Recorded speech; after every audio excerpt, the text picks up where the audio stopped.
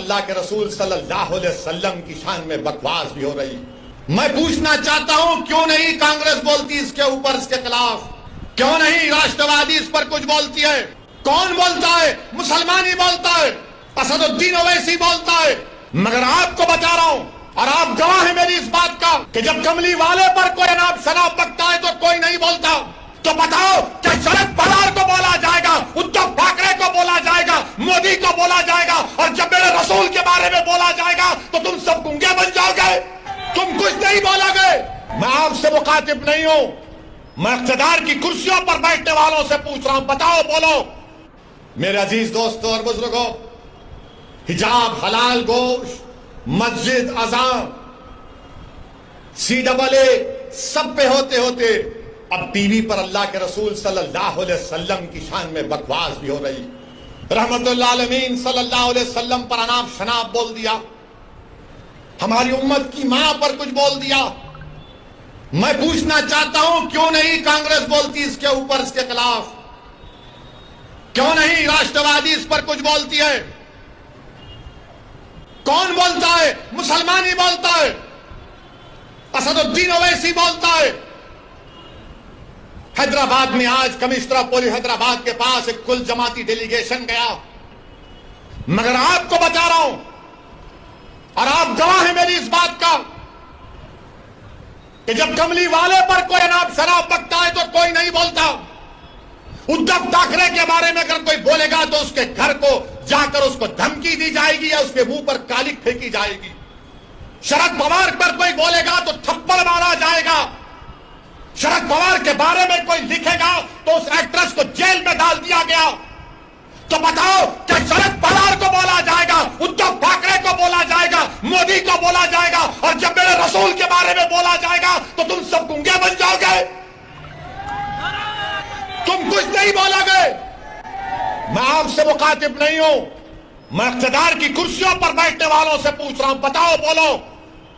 शरद पवार के बारे में बोले तो थप्पड़ मारकर ऐनक तोड़ दिए, उस एक्ट्रेस ने कुछ कहा तो जेल में डाल दिए, मोदी के खिलाफ लिखे तो जेल में डालते हैं, योगी के खिलाफ कुछ बोले तो जेल में डालते हैं, और रसूलुल्लाह सल्लल्लाहु अलैहि वसल्लम की शान में अनाप शनाप बकता है।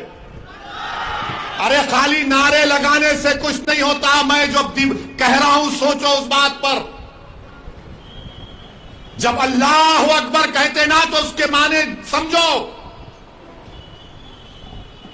मेरे अजीज दोस्तों और बुजुर्गों, आपकी खामोशी मुझे शिकवा इन तमाम पार्टी से नहीं है, मैं आपसे शिकायत कर रहा हूं।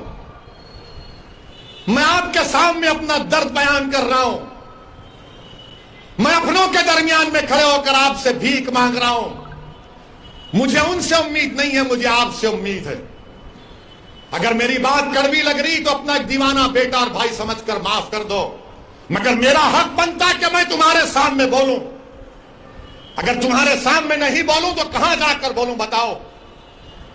मेरे अजीज दोस्तों और बुजुर्गों, इसीलिए आपको अपनी एक सियासी ताकत को मजबूत करना है।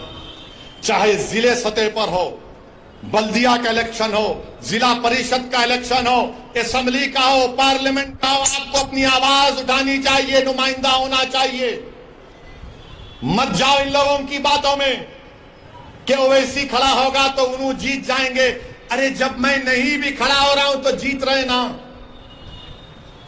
मुबारकपुर से ताल्लुक रखने वाले कितने यहां पर बताओ, हाथ उठाओ। मुबारकपुर से कितने लोग हैं कि जामे तो अशरफिया की बिल्डिंग को तोड़ा गया, कुछ समाजवादी के लोग बोले? नहीं बोलेंगे। फिर आप क्या करेंगे? नहीं इलेक्शन आए, नहीं ओवैसी बोलता अच्छा भाई, मगर अब क्या करेंगे? आप याद रखो, आप हुकूमतों को नहीं बदल सकते, आप अपने नुमाइंदों को कामयाब कर सकते हैं। आपको अपने नुमाइंदों को कामयाब करना है। और हम भारत के प्रधानमंत्री से अपील कर रहे हैं, रिक्वेस्ट कर रहे हैं कि देश के प्रधानमंत्री आप अपने नेशनल स्पोक्स पर्सन के खिलाफ एक्शन लीजिए। अगर आप सबका साथ, सबका विकास, सबका विश्वास की बात करते हैं, आप हमारे खिलाफ रहिए, मगर इतना नफरत मत करिए कि जिसके नाम का सदका हम खाते हैं आप उनके नाम के बारे में अनाप शनाप बक दें। जिसके नाम का हम सदका कहते हैं, देश के प्रधानमंत्री हम आपसे अपील कर रहे हैं कि अल्लाह के रसूल सल्लल्लाहु अलैहि वसल्लम के बारे में आपके स्पोक्स पर्सन ने जो अनाप शनाप बका, आप मुसलमानों के भी प्रधानमंत्री हैं, आप देश के प्रधानमंत्री हैं, आप बता दो ये चीज गलत है, उसको रोको, आप केस बुक करो।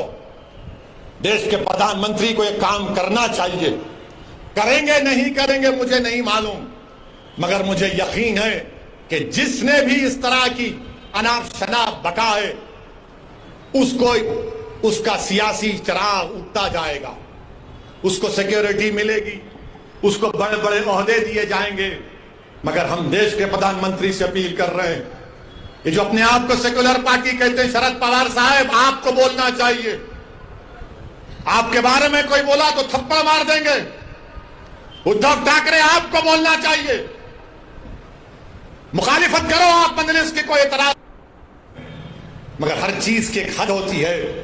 किसी को इस बात की इजाजत नहीं है कि आप किसी भी मजहब के बारे में, उनके बड़े बड़े लोगों के बारे में आप अनाप शनाप बक दें।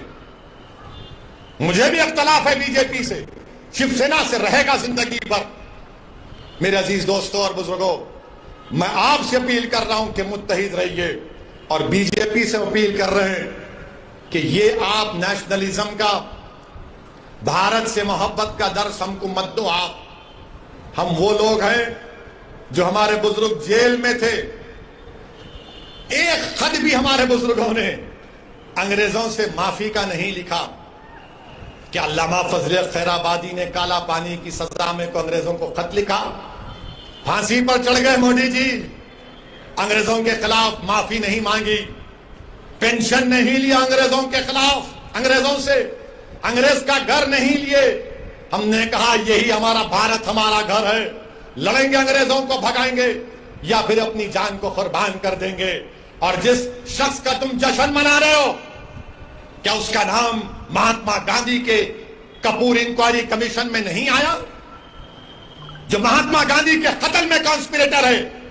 सोचो, अगर गांधी से मोहब्बत है तो जबान पर गोडसे और गांधी के कातिलों का नाम नहीं आना चाहिए। मेरे अजीज दोस्तों और बुजुर्गों, आपका बेहद शुक्रिया कि आप तशरीफ लाए, और आपसे अपील करता हूं कि अपनी दुआओं में खालिद गुड्डू के लिए, तो अगर गांधी से मोहब्बत है तो जबान पर गोडसे और गांधी के कातिलों का नाम नहीं आना चाहिए। मेरे अजीज दोस्तों और बुजुर्गों, आपका बेहद शुक्रिया कि आप तशरीफ लाए, और आपसे अपील करता हूं कि अपनी दुआओं में खालिद गुड्डू के लिए